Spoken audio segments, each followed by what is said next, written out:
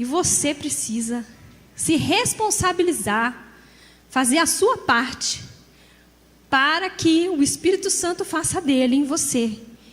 E, como todas as coisas cooperam para o bem daqueles que amam a Deus, chamados segundo o seu propósito, você cumpra o seu propósito.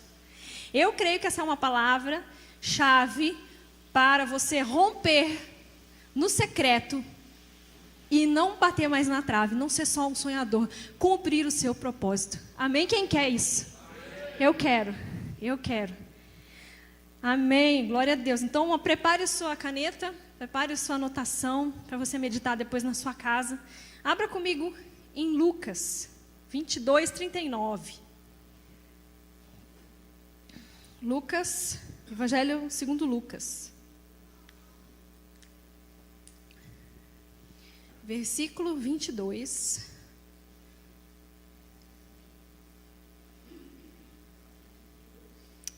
Capítulo 22, desculpa. Versículo 39. Para mim, opinião pessoal, esse é o momento do secreto mais épico de toda a história da humanidade. O momento onde Jesus foi orar no Getsêmani antes de cumprir o seu propósito. Ali ele rompeu com várias coisas. E ali ele foi preso, ali começou a agonia de Jesus, e dali ele foi para a cruz. Amém? Há vários segredos nesse texto. Eu quero romper, e eu quero cumprir o meu propósito. Eu quero entender o secreto, e nada melhor do que entender com Jesus. Eu creio que esse secreto de Jesus, esse lugar secreto, que é o lugar de oração, só você e Deus, isso é algo chave, amém? Que vai mudar a nossa vida. Nós vamos ler do 39, é o capítulo 22, do versículo 39 ao 46. Diz assim na minha versão: E saindo Jesus foi, como de costume, para o Monte das Oliveiras, e os discípulos o acompanharam. Chegando ao lugar escolhido, Jesus lhes disse: Orem para que vocês não caiam em tentação. Ele, por sua vez, se afastou um pouco e de joelhos orava, dizendo: Pai, se queres, afasta de mim esse cálice. Contudo, não se faça a minha vontade, e sim a tua. Então lhe apareceu um anjo do céu que o confortava. E estando em agonia, orava mais intensamente. E aconteceu que o suor dele se tornou como gotas de sangue caindo sobre a terra. Levantando-se da oração, Jesus foi até onde os discípulos estavam e os encontrou dormindo de tristeza e disse: Por que vocês estão dormindo? Levantem-se e orem para que não caiam em tentação. Então Jesus ainda falava, eis que chegou uma multidão, e um dos 12, que se chamava Judas, vinha à frente deles e se aproximou de Jesus para o beijar. Jesus, porém, lhe disse: Judas, com um beijo você trai o Filho do Homem? Amém? Até aqui. Querido Deus, nós queremos que a Tua palavra nos corte, separe alma de espírito, nos edifique, nos transforme, renove a nossa mente. Nós te pedimos, Pai, nós precisamos da água da palavra para nos lavar. Não precisamos de pregações humanas, precisamos do poder da Tua palavra e nós cremos nisso, cremos no poder do Teu Espírito. Glórias a Ti para sempre. Amém. Amém? Glória a Deus. Amém. Então hoje nós vamos ler e estudar esse texto versículo a versículo. Então eu vou retomar com vocês versículo a versículo. Então vamos começar no 39. E saindo Jesus, como de costume, para o Monte das Oliveiras, e os discípulos, foi como de costume para o Monte das Oliveiras, e os discípulos o acompanharam. Irmãos, quanta riqueza num só versículo. E saindo, foi Jesus como de costume. Isso nos fala de um hábito. Isso nos fala que Jesus tinha uma rotina de oração. E um dos lugares favoritos de Jesus era esse jardim no Monte das Oliveiras. Esse texto, ele não traz o nome Getsemane, mas se você acompanhar em Mateus 26, do 36 ao 50, em Marcos 14, do 32 ao 42, os dois textos trazem o nome desse jardim, o jardim do Getsemane. A palavra Getsemane significa o lugar de pisar, o lagar de pisar. No caso, naquela época, não existia indústria. Então, para tirar o suco de uva, por exemplo, se colocava as uvas num lagar e se pisando elas e extraindo o suco da uva. E, no caso ali das oliveiras, se pisava as azeitonas, extraindo, na verdade, não o suco, né, mas o óleo das azeitonas. Nesse lugar, que eu não creio em coincidências, irmãos. Você crê em coincidência? Eu não creio.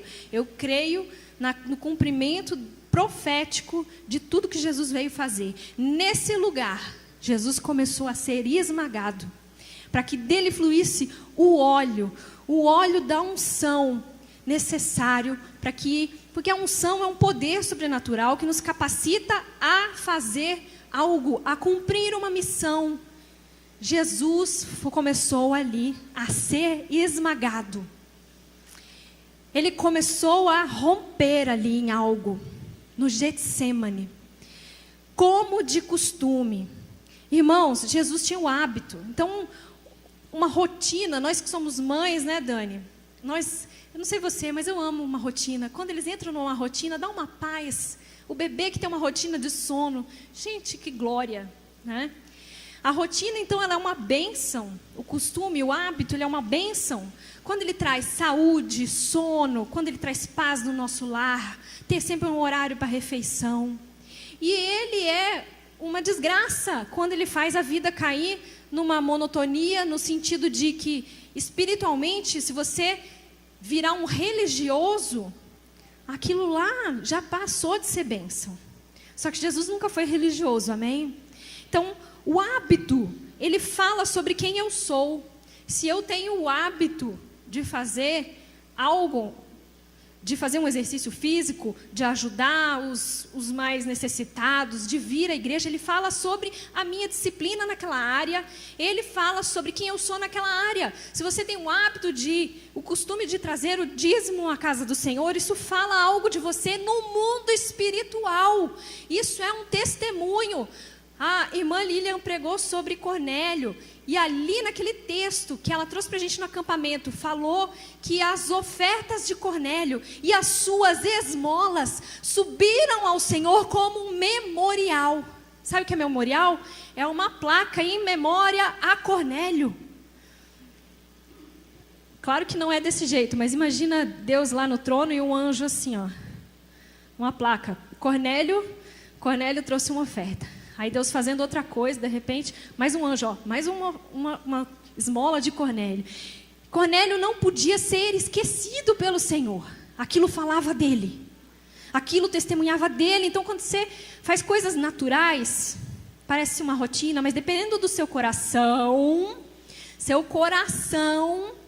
aquilo fala como adoração ao Senhor. Aquilo fala como um hábito, nesse caso, de Jesus espiritual. Então, eu e você precisamos ter um hábito, uma disciplina espiritual. Precisamos ser como Jesus, que, como de costume, orava. Amém? E ele orou lá no Monte das Oliveiras, e os discípulos o acompanharam. Algumas versões falam assim, e os discípulos o seguiam.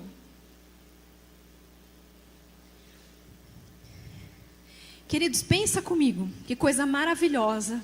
Eu e você chamados para ser discípulos de Jesus. E a gente está sendo seguido de perto por pessoas que vão olhar para a gente e vão nos observar. E que coisa maravilhosa se essas pessoas que estão nos observando e nos seguindo, nos observarem fazendo, sabe o quê? Indo para o secreto. Indo para o lugar de oração. Indo para uma situação onde nós somos guiados pelo Espírito. Tudo o que nós precisamos é ser guiados pelo Espírito e discipular. E discipular nada mais é que levar outros à maturidade. Ou seja, ensiná-los a ser guiados pelo Espírito. Claro que há conselhos, há sabedoria na multidão de conselhos. Amém. Precisamos de conselhos humanos também. Mas precisamos do nosso conselheiro, nosso consolador. É tudo sobre ele, gente. É tudo sobre um relacionamento com ele. Nós precisamos levar pessoas à maturidade.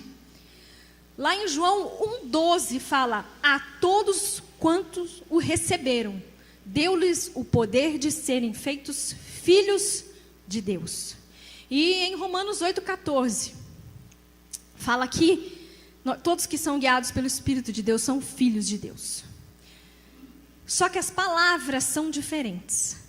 Todos, a quantos o receberam, deu-lhes o poder de serem filhos recém-nascidos do papai, do Abba, criancinhas recém-nascidas. É só receber Jesus, é só aceitar e confessar e crer com a sua boca. E aí você, Gugu Dadá, nasceu. Um bebezão, crente imaturo, um cristão bebezão. Aí você tem uma caminhada que te leva à maturidade. Em Romanos 8,14, me diz que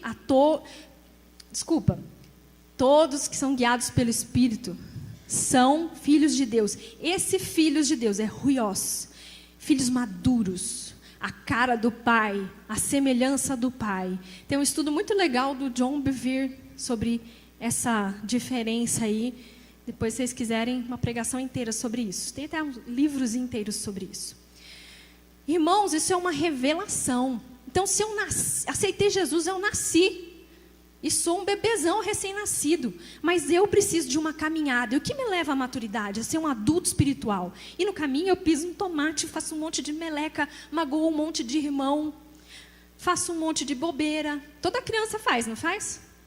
Todo mundo aqui usou fralda? Todo mundo aqui foi criancinha da mamãe. Talvez uns usaram chupeta, outros chuparam o dedinho. Hoje em dia não, né? Esperamos que a gente não esteja mais... Até o Davi está lutando contra o dedinho já. Ele não quer mais chupar o dedo. Então, meus amados, o que é levar alguém à maturidade? É levar alguém a ser guiado pelo Espírito. E como é que a gente faz isso? Jesus era seguido de perto por seus discípulos, que o viam entrar no secreto, orar, e sair e orar publicamente. Aquilo que nós fizemos em secreto, o Senhor publicamente nos recompensará. Mateus 6,6. Se nós quisermos pular a etapa, a gente quiser ser, eu quero ser público, quero ser um reteté no público, quero ser o fogo, o poder de Deus lá no público, mas sem ser no secreto, nós estamos furando um princípio de Mateus 6,6. Não é possível, não é de Deus, não é fogo de Deus. Amém? Então, que nós precisamos desesperadamente ir para o secreto, beber do Senhor, crescer nele e levar outros para o secreto.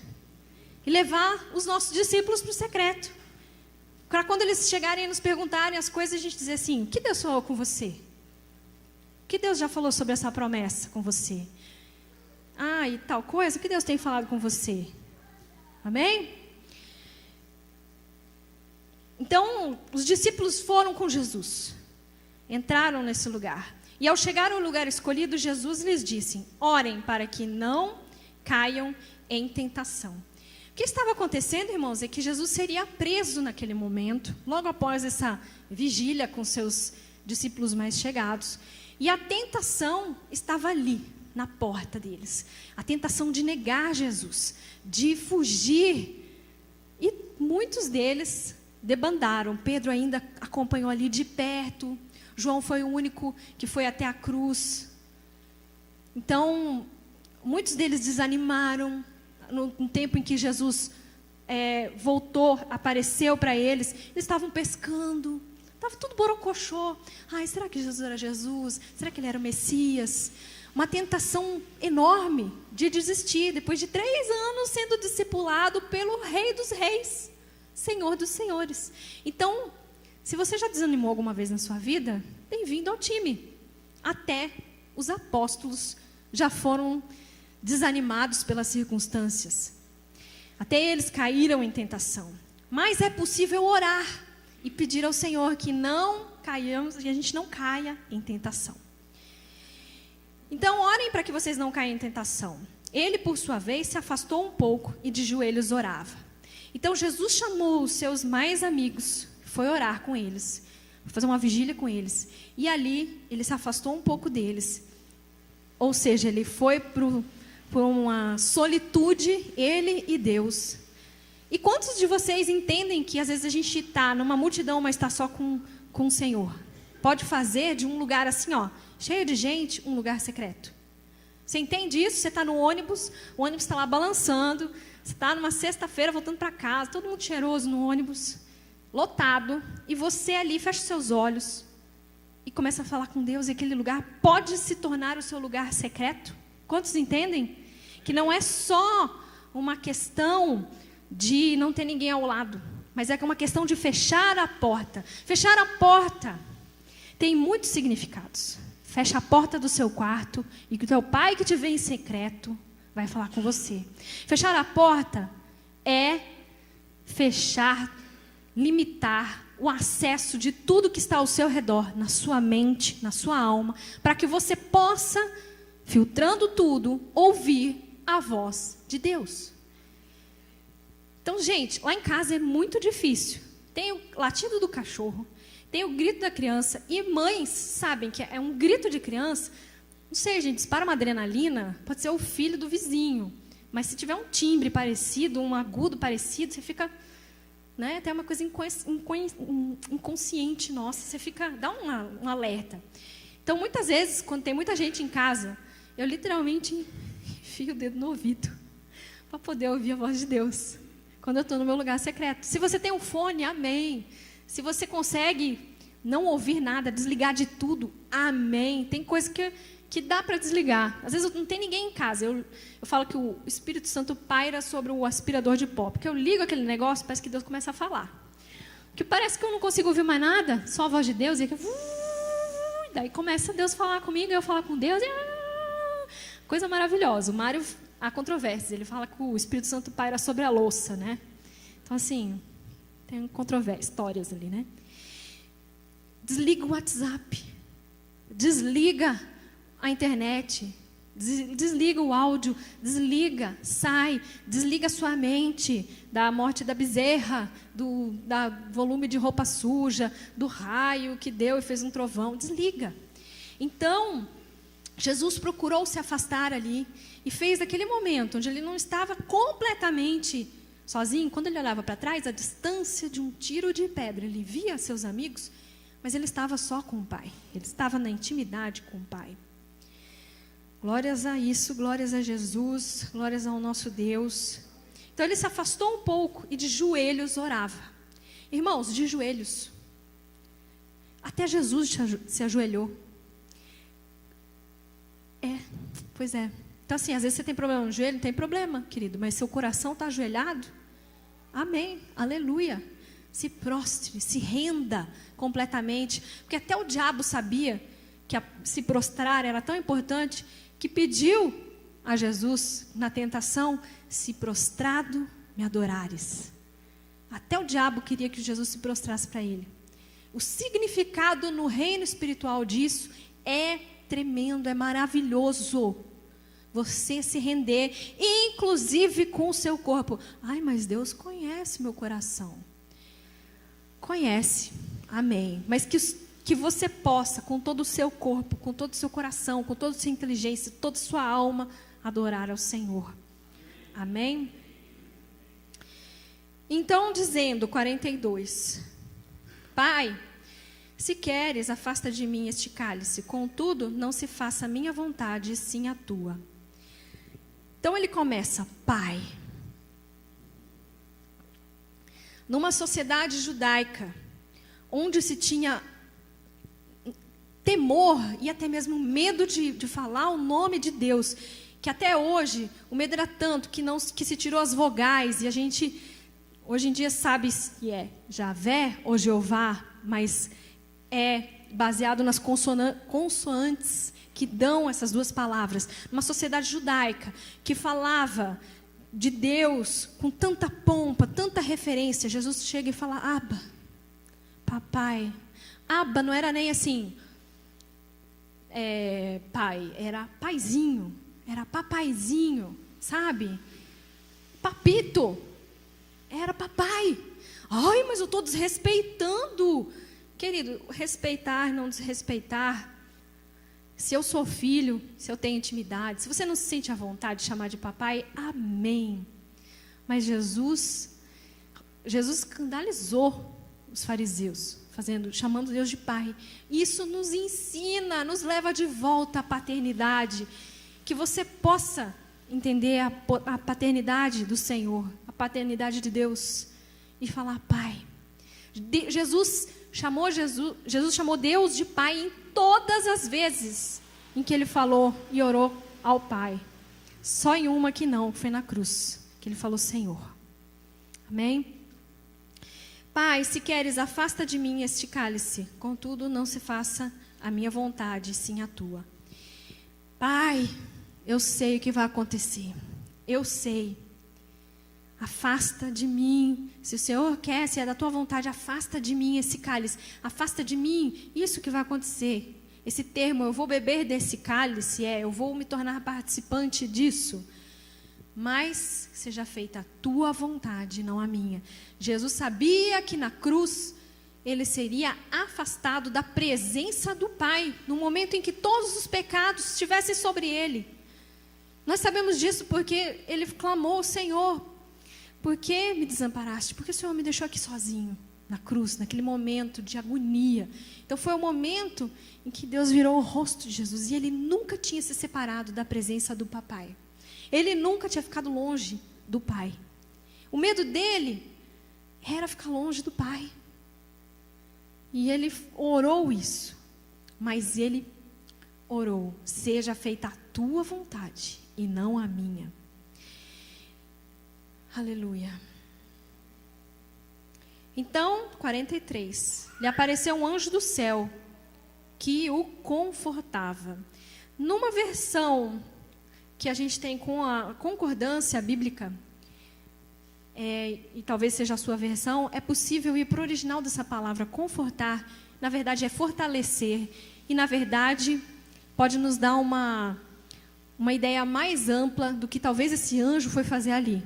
Confortar não é só acalentar, dar um ombro e dizer calma, vai dar tudo certo. Fortalecer parece mais amplo. Não é claro se foi fortalecimento físico, se foi lá o anjo e ministrou algum poder ali fisicamente para Jesus, mas com certeza o fortaleceu na sua alma, no seu ânimo. Amém? Até por isso a versão, algumas delas falam confortar, que é algo que a gente tem na nossa mente, um fortalecimento emocional. Com certeza é emocional, esse anjo foi trazer ali um fortalecimento.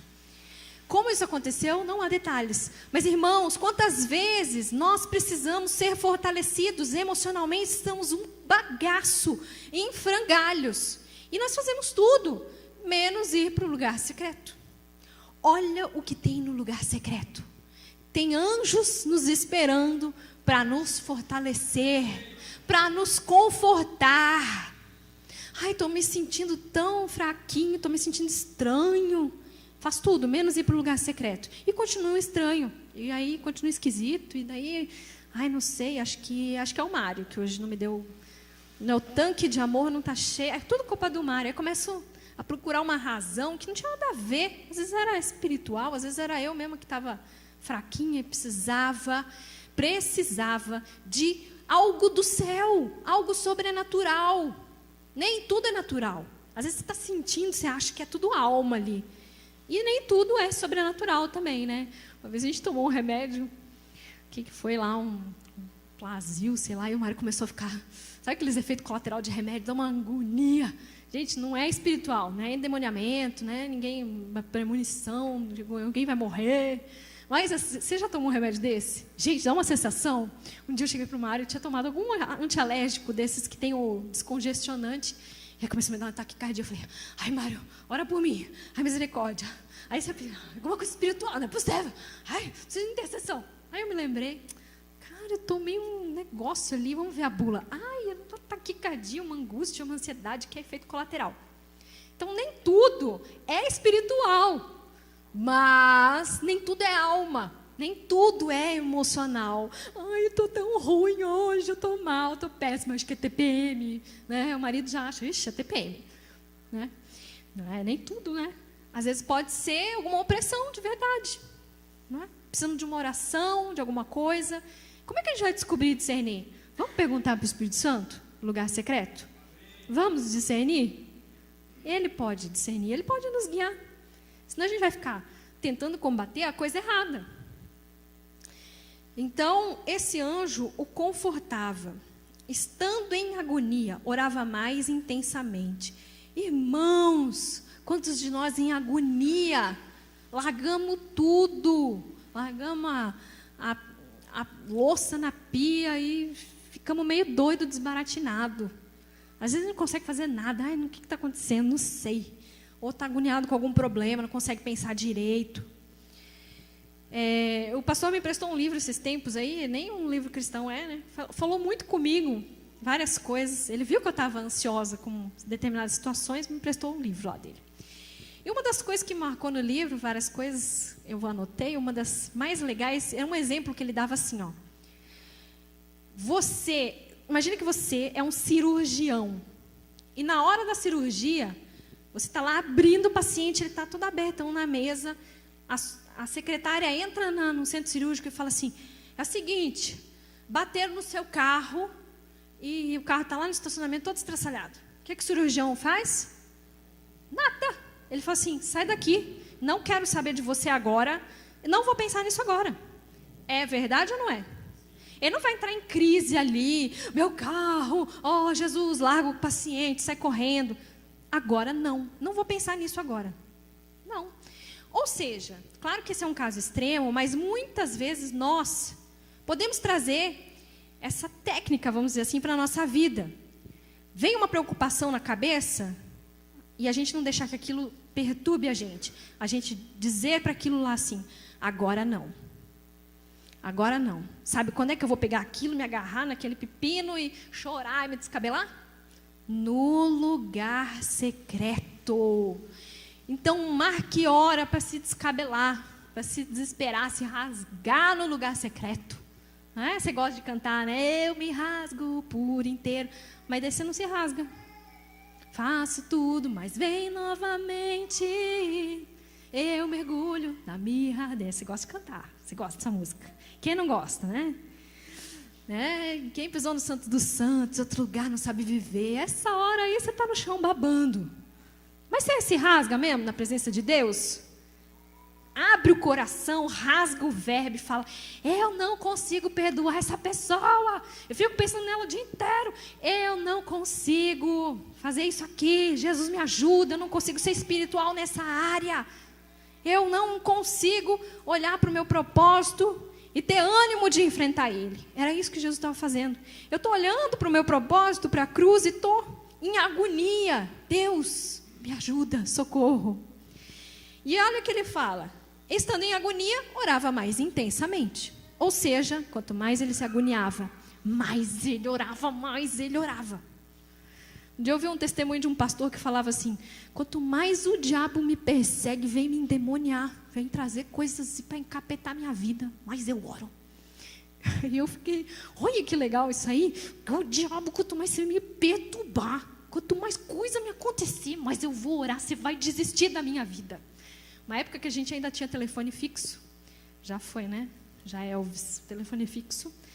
Tinha um cara que ligava para a gente de madrugada, para passar trote, e ficava passando trote, falando coisa abobrinha, acordava a gente, perturbava, dava susto. Um dia a gente falou assim, vamos orar por esse homem? Aí a gente desligou e falou, capeta, é o seguinte, escuta essa. Nós vamos interceder por esse homem agora. Toda vez que ele ligar, a gente vai interceder por ele. Você vai perder essa vida. Se você perturbar a gente, ó, já perdeu. A gente começou a interceder, nem sabia o nome do homem. O que aconteceu? Parou de ligar. E foi abençoado. Amém? Então, quanto mais agoniado a gente estiver, que mais a gente se rasgue na presença do Senhor. E aconteceu que o suor dele se tornou como gotas de sangue caindo sobre a terra. Esse detalhe só consta em Lucas. Os estudiosos dizem que Lucas era médico e que ele foi o único capaz de discernir isso como uma condição de profundo estresse, ao ponto do suor da pessoa. Ela está tão estressada que seu suor se torna em sangue pela dilatação dos poros e ela começa a suar sangue. Isso é, segundo os médicos, uma prova do grau de estresse de Jesus. Então, você acha que você está estressado? Você já suou sangue? Ainda não. Então, aposto que ainda não, né? Então, vamos aprender com o nosso Senhor, que conhece o que é estresse de verdade. Ele sabe. Levantando-se da oração, Jesus foi até onde os discípulos estavam e os encontrou dormindo de tristeza. Gente, eu pirei quando eu li esse dormindo de tristeza. Todos os outros evangelhos falam que os olhos deles estavam pesados. Eles estavam assim, tipo, caindo. Já vi gente até falar assim, que a opressão era tanta que eles estavam com sono, que era a opressão. Eu já vi essas teorias aí. Né? Não estou dizendo que não é verdade, mas também não está descrito na Bíblia. Né? Tem uma certa viajada aí. Mas pode ser, né? Não sei. Mas o detalhe é, eles estavam dormindo de tristeza.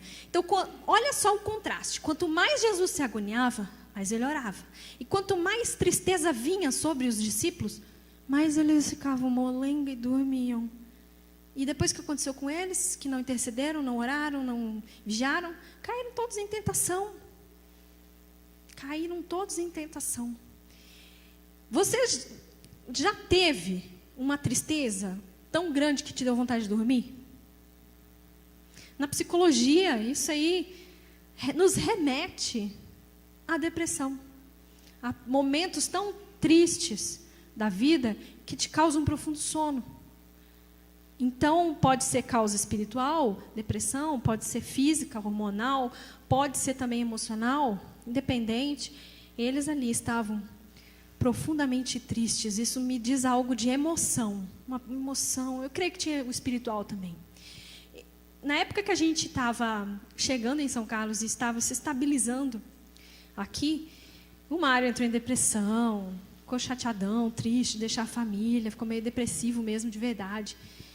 E a gente estava orando, buscando muito, mas eu me lembro que eu entrava num sono, numa facilidade, porque eu tinha tanta coisa para fazer, eu sentia tanta batalha espiritual, sentia tanta coisa assim que me cansava espiritualmente, mas interceder por ele, orar, estudar, umas matérias difíceis. Gente, se eu deitasse, se eu dissesse assim, peraí, deitasse, era 2 segundos eu dormia. Sério. Mas era uma coisa impressionante. Hoje, né, 6 horas da manhã, se eu abrir o olho assim, acorda. Mas foi um momento que, se eu não estivesse tanto no secreto, eu tenho certeza que eu tinha ficado deprimida. Certeza. Só que o que aconteceu? Eu me levantei e eu lutei loucamente contra aquilo. Muito, muito, muito. E isso é um testemunho para outra oportunidade. Então, eles estavam profundamente tristes. Encontrou eles dormindo de tristeza, e no 46, e disse: por que vocês estão dormindo? Levantem-se e orem, para que não caiam em tentação. Enquanto Jesus ainda falava, eis que chegou uma multidão, e um dos 12, que se chamava Judas, vinha à frente deles e se aproximou de Jesus para o beijar. E Jesus, porém, lhe disse: Judas, com um beijo você trai o Filho do Homem? Irmãos, quando eu li essa passagem, que Jesus veio para o beijar, eu me lembrei de Salmos 2. Salmos 2, vou abrir rapidinho aqui só porque eu não sei de cabeça. Se não me engano é 6:12. O que eu me lembrava era assim: beije o filho para que não se ire. Salmo 2:12. Beijem o filho, filho com F maiúsculo, para que não se irrite e não pereçam no caminho, porque em breve se acenderá sua ira. Amém. Ali, depois você estuda esse salmo. Esse filho com F maiúsculo é o Senhor Jesus. Beije o filho. E aí você fala: nossa, Jesus veio e traiu com um beijo. Irônico. Mas em algumas versões, na King James especialmente, fala, beijem o filho, fala assim: rendam adoração verdadeira ao filho. Entendeu? Então adorem verdadeiramente o Filho, Jesus, o Rei dos Reis, para que ele não se ire. A cruz nos salvou do quê? Da ira de Deus. Amém? Jesus foi traído com um beijo. Isso coloca Judas no patamar de falso adorador, mais cara de pau de todos os tempos. Cara de pau. Ele beijou Jesus e traiu Jesus com um beijo. E não foi uma adoração verdadeira, nós sabemos disso. Mas isso me traz profundo temor. Sabe no quê? Judas andava com Jesus. Ele tomou ceia com Jesus. Ele foi na sinagoga. Ele foi no culto com Jesus. Ele estava do ladinho de Jesus. Quando Jesus fez as pessoas andarem, o coxo andar, o cego ver. Ele estava ali.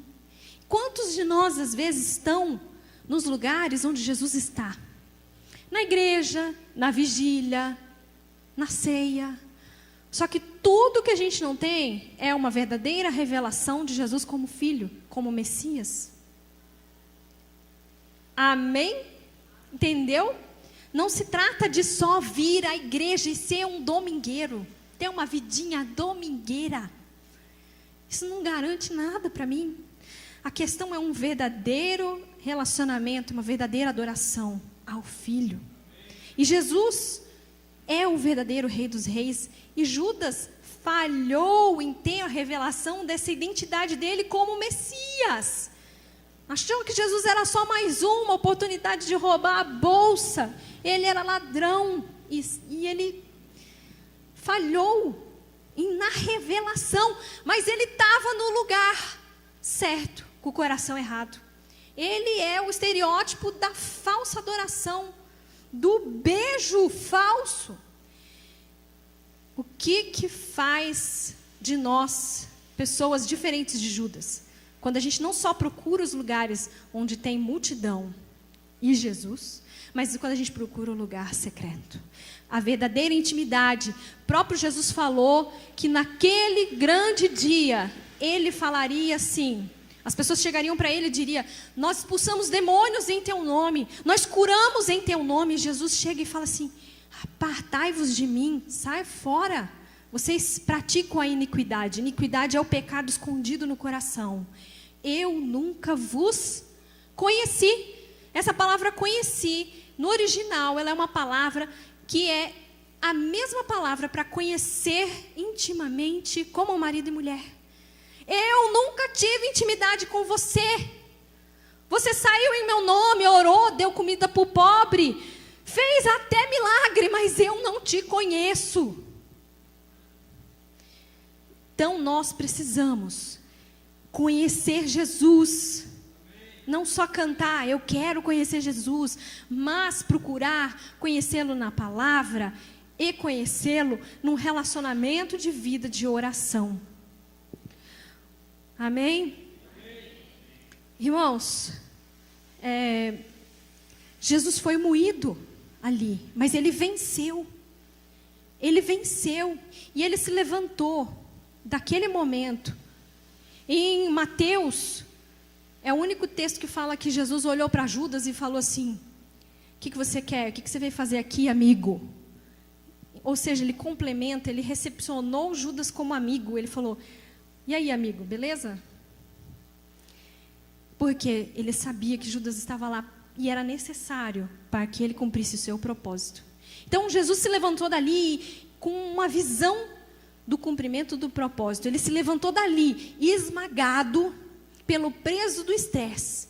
Só que esmagado como uma azeitona. O que sai? O óleo da unção. A unção é o poder sobrenatural para nos capacitar para uma missão. É isso que vai acontecer no seu lugar secreto.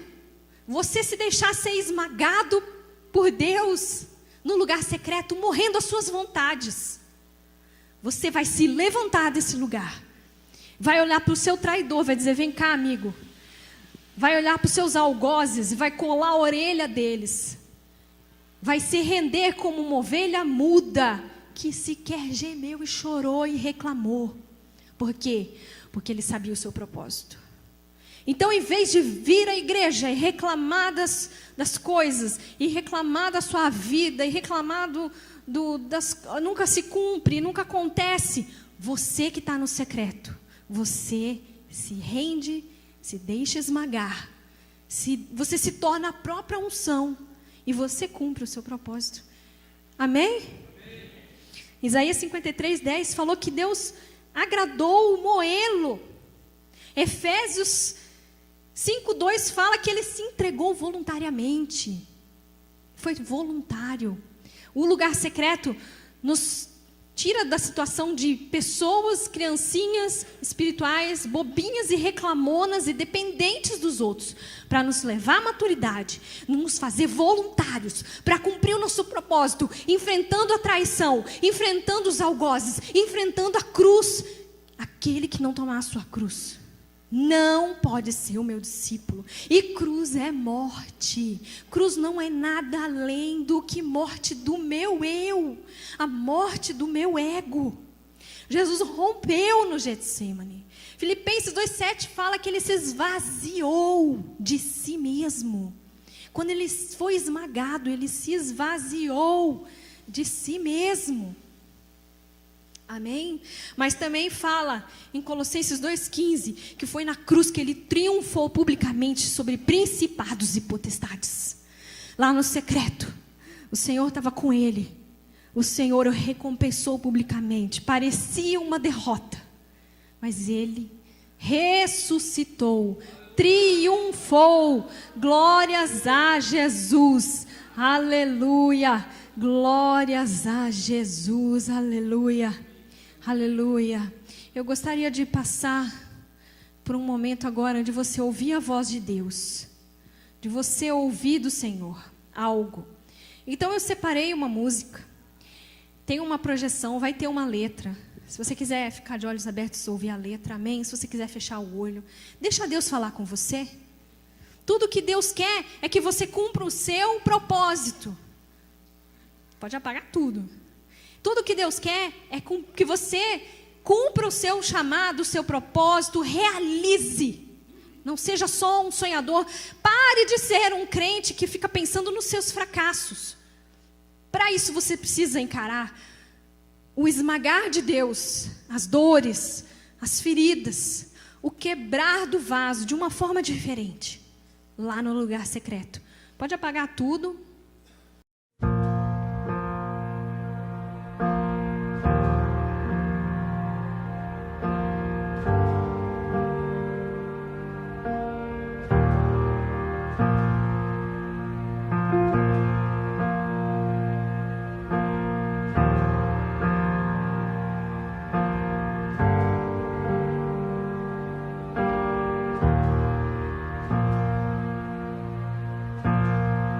Pelas provas, pelas dores, vinho novo farás.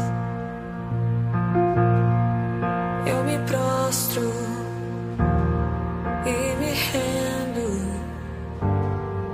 algo novo farás. Eu me entrego em tuas mãos, eu teu cuidar. Não preciso entender pra confiar. Faz de mim teu vaso, faz de mim oferta. Faz o que queres fazer de mim. Nada eu tenho aqui, mas tudo tu deste a mim. Deus, vinho novo faz de mim.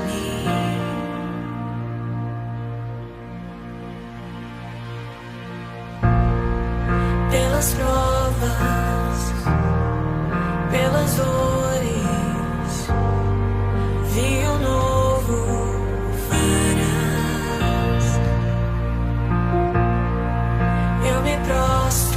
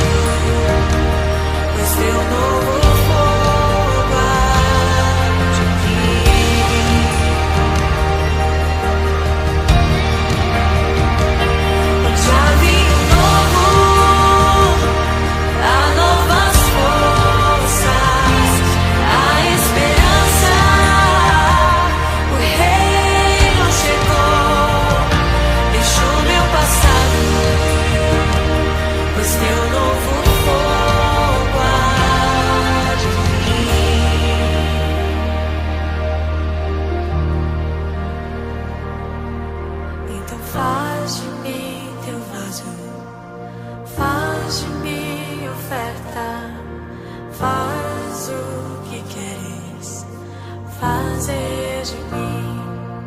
Oh, nada eu tenho aqui, mas tudo tu deste a mim. Deus, vinho novo, faz de mim. Deus, vinho novo, faz de mim. Deus, vinho novo, faz de mim.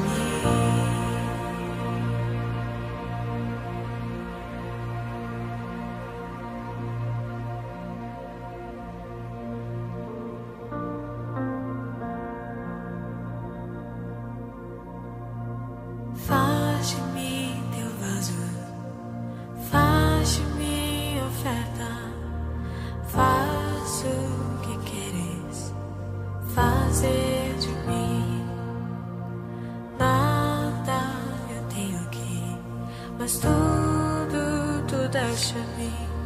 Deus, vinho novo, faz de mim. Faz de mim teu vaso, faz de mim oferta, faz o que queres fazer de mim. Oh Deus, nada eu tenho aqui, mas tudo tu deste a mim. Deus, vinho novo, faz de mim. Deus, vinho novo, faz de mim. Oh Deus, Deus, vinho novo, faz de mim. Deus, vinho novo, faz de mim. Oh Deus, faz de mim. Oh Deus, vinho novo, faz de mim. Deus, vinho novo, faz de mim. Oh Deus, vinho novo, faz de mim.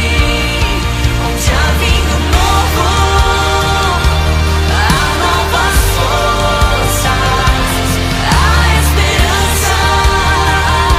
O reino chegou, deixou meu passado, pois tem novo fogo arde em mim.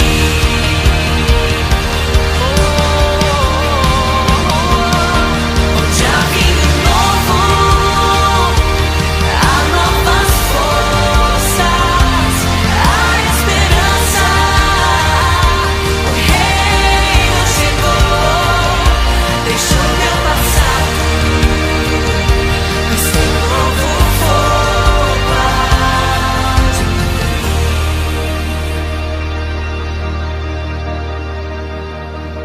Oh Deus, faz de mim teu vaso, faz de mim oferta, faz o que queres fazer de mim. Nada eu tenho aqui, mas tudo tu deste a mim. Deus, vinho novo, faz de mim. Deus, vinho novo, faz de mim. Deus, vinho novo, faz de mim.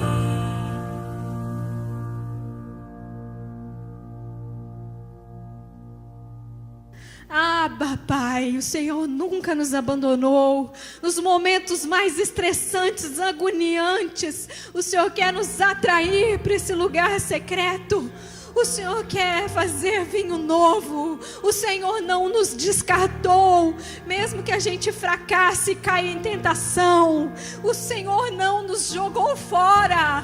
O Senhor tem nos esmagado para a tua glória, para que vinho novo flua de nós, para que uma nova unção nos leve leve para o propósito, Deus. Toda essa dor, Pai, as pessoas que nos machucaram, Pai, que isso nos esmague para a Tua glória, que isso possa, Senhor, ser para o cumprimento do nosso propósito, que nós possamos olhar nos olhos das pessoas, perdoando elas, dizendo: amigo, amiga, obrigada por você ser instrumento de Deus, para que o vinho novo dele venha sobre mim.